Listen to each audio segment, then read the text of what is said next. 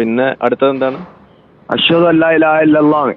എന്ന് വെച്ചാൽ അള്ളാഹു അല്ലാതെ വേറൊരാളില്ല, ആരാധനക്കർഹനായി മറ്റാരും ഇല്ലാന്ന്. അപ്പൊ പിന്നെ കൃഷ്ണനും രാമനൊക്കെ പിന്നെ മാങ്ങ പറിക്കാൻ പോകും. വേറൊരാൾക്കാരെ മതലിടോ. അപ്പൊ നിങ്ങൾ ആ ദൈവങ്ങളെ അവഹേളിക്കല്ലേ നിങ്ങൾ ചെയ്യുന്നത്? ഇവിടെ രാമനും ഇവിടെ ബ്രഹ്മാവും ഉള്ളപ്പോ നിങ്ങൾ 5 നേരം മൈക്ക് കെട്ടിയിട്ട് വേറെ ദൈവമൊന്നും ഇല്ല, അള്ളാഹു മാത്രമേ ഉള്ളൂ എന്ന് പറയുന്നത് തെണ്ടിത്തരല്ലേ? അത് പിന്നെ പറയാനുണ്ട്, ഹാർപ്പിക്കുക. വളരെ മോശം, വളരെ മോശം. ഇവിടെ യേശുവുണ്ട്, ബ്രഹ്മാവുണ്ട്, വിഷ്ണുവുണ്ട്, ശിവനുണ്ട്, ശ്രീകൃഷ്ണനുണ്ട്, എത്രയോ ആരാധ്യന്മാരുണ്ട്. അതിനിടയിൽ ഞങ്ങളുടെ ദൈവം മാത്രമാണ്, അള്ളാഹു മാത്രമാണ് ദൈവം എന്ന് പറയുന്നത് ശരിയാണോ? ആണോ? ശരിയാണോ? അങ്ങ് പറഞ്ഞ പോലെ അങ്ങനെ പറയൽ തെണ്ടിത്തരമാണോ?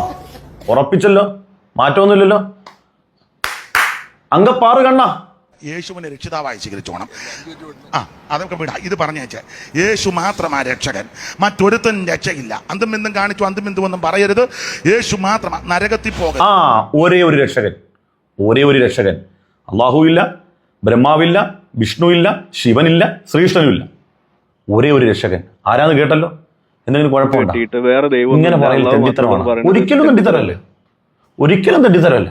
പക്ഷേ ബാങ്കിലൂടെ അവനവൻ വിശ്വസിക്കുന്ന വിശ്വാസം അനുസരിച്ച് അള്ളാഹുവാണ് ദൈവം എന്ന് ഉറച്ച നിലപാടിൽ വിശ്വസിച്ചാൽ, അത് പറഞ്ഞാൽ അപ്പൊ അത് തെണ്ടിത്തരാവും. ഒരു പ്രത്യേകതരം തെണ്ടിത്തരം അല്ലേ?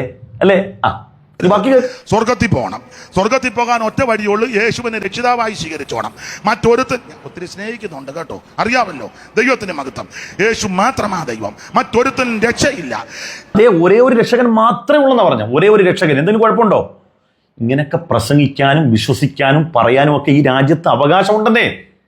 ഭരണഘടനയിൽ അതിനുള്ള അനുമതിയുണ്ട്. ഒരാൾക്ക് അങ്ങനെ വിശ്വസിക്കാനും അതങ്ങനെ പറയാനും പ്രചരിപ്പിക്കാനും ഒക്കെ അവകാശമുണ്ട്. പക്ഷെ മുസ്ലിമീങ്ങൾ മാത്രം ബാങ്കിലൂടെ അവനവൻ വിശ്വസിക്കുന്ന അല്ലാഹുവാണ് ദൈവം എന്ന് പറഞ്ഞാൽ നിനക്ക് കുരുപൊട്ടും. എന്നാ പിടിച്ചോ, അഷ്ഹദു അല്ലാ ഇലാഹ ഇല്ലല്ലാഹ്, ആരാധനക്കർഹൻ അല്ലാഹു അല്ലാതെ മറ്റാരുമില്ല എന്ന് സാക്ഷി വയ്ക്കുന്നു. കുരുപൊട്ടുന്നുണ്ടാ? കുരുപൊട്ടുന്നുണ്ടെങ്കിൽ അങ്കപ്പാറ് കണ്ട യേശു ക്രിസ്തു മാത്രമാ രക്ഷകൻ. കൂടെ വന്ന ആള് നിങ്ങളോടും പറയാ, യേശു താമേ പറഞ്ഞു കൊടുക്കണം, യേശു മാത്രമാ രക്ഷകൻ. നരകവുണ്ട്, ഒന്നുകൂടി, അഷ്ഹദു അല്ലാ ഇലാഹ ഇല്ലല്ലാഹ്, ആരാധനക്കർഹൻ, യഥാർത്ഥത്തിൽ ആരാധനക്കർഹൻ അല്ലാഹു അല്ലാതെ മറ്റൊരു ആരാധ്യനില്ല എന്ന് ഞാൻ സാക്ഷ്യം ചെയ്യുന്നു. എനിക്ക് ഒരു കൂട്ടുന്നുണ്ടാ? കൂട്ടുന്നുണ്ടെങ്കിൽ ഒന്നുകൂടെ എനിക്ക് പറയാനുള്ളത്, യേശു ക്രിസ്തു മാത്രമാ രക്ഷകൻ. കൂടെ വന്ന ആള് നിങ്ങളോടും പറയാ, യേശു താമേ പറഞ്ഞു കൊടുക്കണം, യേശു മാത്രമാ രക്ഷകൻ. നരകവുണ്ട്, സ്വർഗവും. ഇത് കേട്ടപ്പോൾ നിനക്ക് ഉരുപൊട്ടിയില്ലല്ലോ.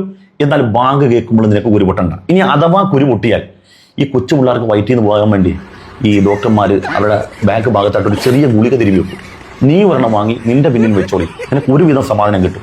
എന്നിട്ട് മാറിയില്ലെങ്കിൽ നിന്റെ അടുക്ക അതിൻ്റെ നല്ലൊരു ചികിത്സയുണ്ട്. കുൽഹുവന്ന ഓതി ചെവിക്കൽ ഇതിർത്ത് 3 എണ്ണം കിട്ടിയാൽ അതോടുകൂടി എല്ലാ പ്രശ്നങ്ങളും, എല്ലാ പിശാചിന്റെ ഈ 2 ചെവി നിന്ന് നീ എന്നെ സമീപിച്ചോളി. ഇവിടെ ഈ നാടിൻ്റെ ഗ്രഹാതുരത്വം എന്ന് പറഞ്ഞാൽ എന്തറിയാമോ? പള്ളിയിലെ ബാങ്കും ക്ഷേത്രത്തിലെ പ്രഭാതഗീതങ്ങളും ചർച്ചിലെ മണിയുടെയൊക്കെയാണ്. ഇതിൻ്റെയൊക്കെ സംഗമ ഭൂമിയാണ് ഈ നാടിൻ്റെ യഥാർത്ഥ വൈവിധ്യം എന്ന് പറഞ്ഞാൽ. ഇവിടുത്തെ മനുഷ്യൻ്റെ മനസ്സും അങ്ങനെയാണ്. ഒരു ബാങ്കിനെ മാത്രം ഇന്നലെ തുടങ്ങിയതല്ല ഈ സാധനം. ബാങ്ക് അതിന് നൂറ്റാണ്ടുകളുടെ പഴക്കമുണ്ട്. ആലപ്പുഴ നഗരത്തിൽ ഒരു പ്രധാനപ്പെട്ട പള്ളിയുടെ നിർമ്മാണത്തിന് ഒരു ക്രൈസ്തവൻ സംഭാവന കൊടുത്തു. എന്തിനാ കൊടുത്തതെന്നറിയോ? അയാൾ പ്രഭാതത്തിൽ ബാങ്ക് കേട്ടാണ് ഉണരുന്നത്. അതുകൊണ്ട് ആ ബാങ്കിനോടുള്ള സ്നേഹം കൊണ്ട് പള്ളി നിർമ്മിച്ചപ്പോൾ ഒരു ക്രൈസ്തവൻ ആ പള്ളിക്ക് സംഭാവന കൊടുത്തു. ഇതൊക്കെയാണ് ഈ നാടിൻ്റെ പ്രത്യേകത. ഇനി നീ ഒരു കാര്യം മനസ്സിലാക്കണം, ഈ അള്ളാഹു മാത്രമാണ് ദൈവം, യേശു മാത്രമാണ് ഏകരക്ഷകൻ എന്നൊക്കെ ഒരാൾക്ക് വിശ്വസിക്കാനോ അത് പറയാനൊക്കെ ഇവിടെ അവകാശമുണ്ട്. ഇത് ഖുർആനിലുള്ളതും ഹദീസിലുള്ളതും അതുപോലെ തന്നെ ബൈബിളുള്ളതും ഒക്കെ മാത്രമല്ല, സാക്ഷാൽ ഭഗവത്ഗീതയിൽ തന്നെ പറയുന്നത് എന്താ? സ്വധർമ്മോ ശ്രേയസ്കരം പരധർമ്മോ ഭയാവഹ. സ്വധർമ്മോ, സ്വന്തം ധർമ്മം ശ്രേയസ്കരം, മഹത്തരമാണ്. എന്നാൽ പരധർമ്മോ ഭയാവഹ, മറ്റു ധർമ്മങ്ങൾ അത് ഭയം ജനിപ്പിക്കുന്നതാണെന്ന് ഗീതയും പറയുന്നുണ്ട്. അത് പറയാൻ അവകാശമുണ്ടെന്ന്, വിശ്വസിക്കാൻ അവകാശമുണ്ടെന്ന്. എനിക്ക് വല്ല പരിചയം പറയണ്ടേ?